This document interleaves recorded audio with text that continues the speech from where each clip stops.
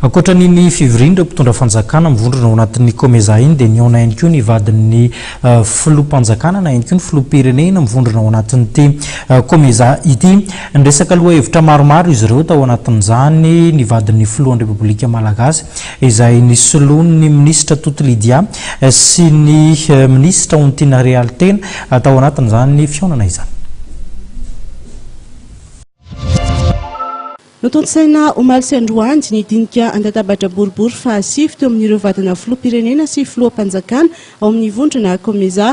Maro ireo dinika sy efitra nivoatra nandritra ny fionan'izany. Teo ohatra ny tokony hanomezana toerana ny vehivavy fandrarana atao amin'ny vondrona. Teo ohatra ny tokony hanomezana toerana ny vehivavy eo amin'ny sehatry ny fandrarana sy ny fitantanana atao amin'ny vondrona.